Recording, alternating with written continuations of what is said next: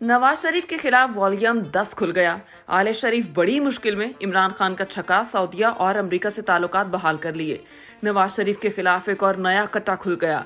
Volume 10 open. आले शरीफ मुश्किल में, इमरान खान ने सऊदी अरब और अमेरिका से ताल्लुकात बहाल कर लिए। इम्पोर्टेड हुकूमत मुंह देखती रह गई। नून लीग के रहनुमा के बड़े बड़े इंकशाफा। दोस्तों, होता वही है जो मंजूर खुदा होता है।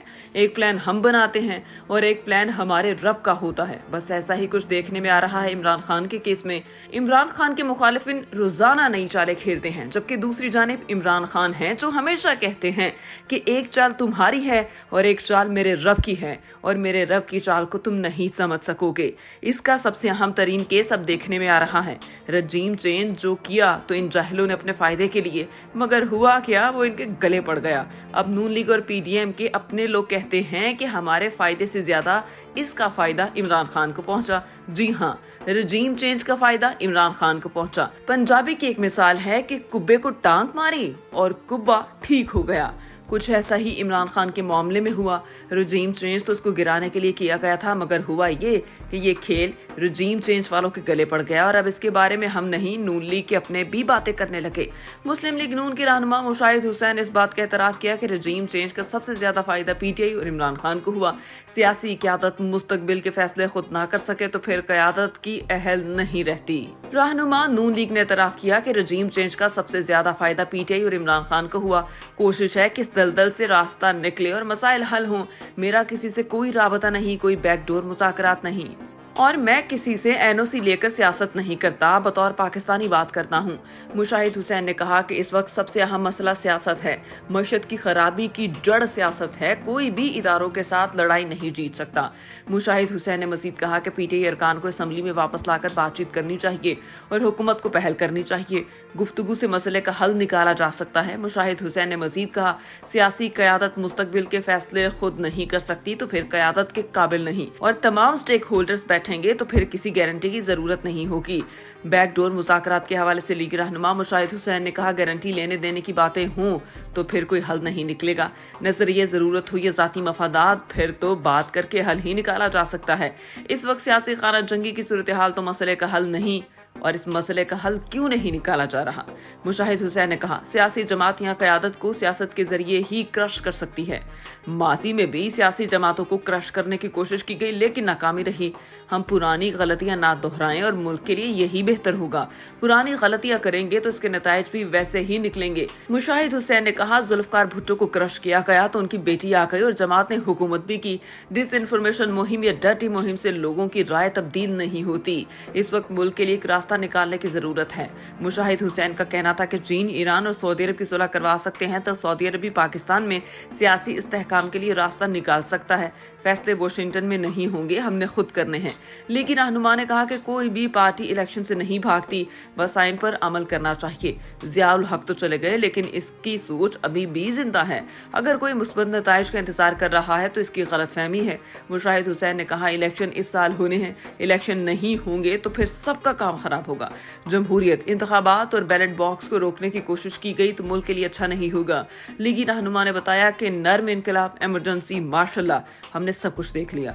ये वक्त आगे बढ़ने का है। सियासी लोग ही फैसला कर सकते हैं। सियासी लोग फैसला नहीं करेंगे तो फिर कोई और फैसला करेगा।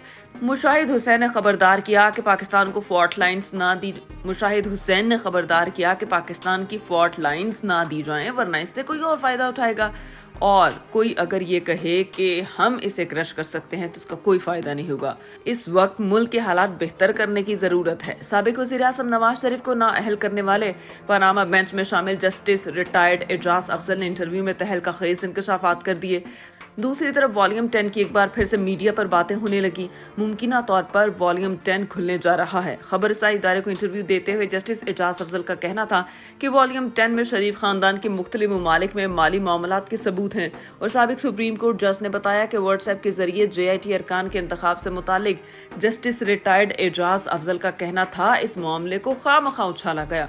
हमने हुकूमत से JIT के लिए नाम मांगे, जिस पर हमें कुछ नाम भेज दिए गए। जब इनमें से कुछ नामों को चेक किया गया गया तो उनकी दयानतदारी पर बहुत बड़े सवालात खड़े हो गए। इसके बाद रजिस्ट्रार को कहा गया कि आप चेयरमैन SCCP से बात करके नाम दें। उन्होंने मामूल के मुताबिक व्हाट्सएप पर एक मैसेज कर दिया।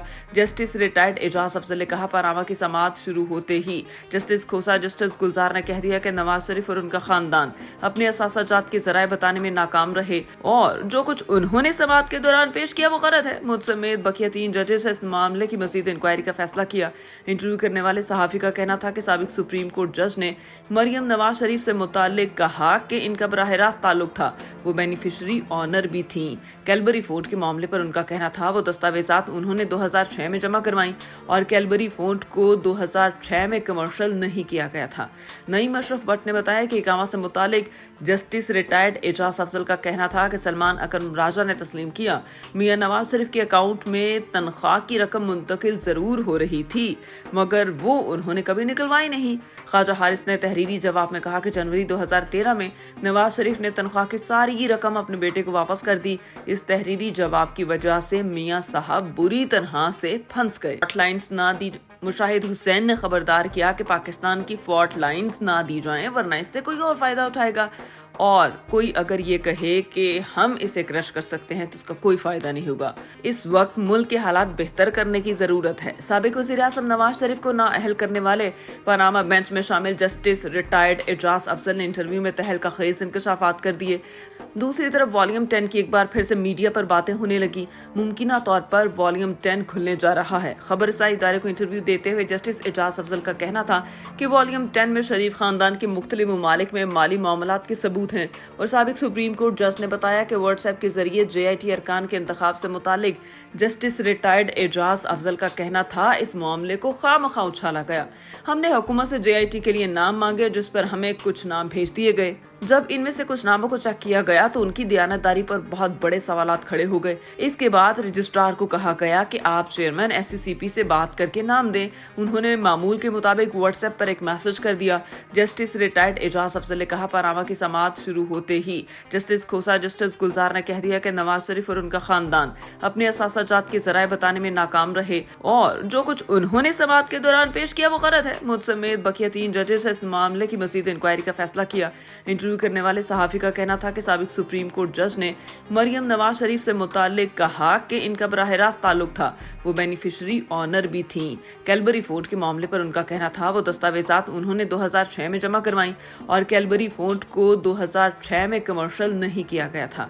नईम अशरफ भट्ट ने बताया कि इकामा से मुतालिक जस्टिस रिटायर्ड एजाज अफजल का कहना था कि सलमान अकरम राजा ने तस्लीम किया मियां नवाज शरीफ के अकाउंट में तनख्वाह की रकम मुंतकिल जरूर हो रही थी मगर वो उन्होंने कभी निकलवाई नहीं। ख्वाजा हारिस ने तहरीरी जवाब में कहा कि जनवरी 2013 में नवाज शरीफ ने तनख्वाह की सारी रकम अपने बेटे को वापस कर दी। इस तहरीरी जवाब की वजह से मियां साहब बुरी तरह से फंस गए।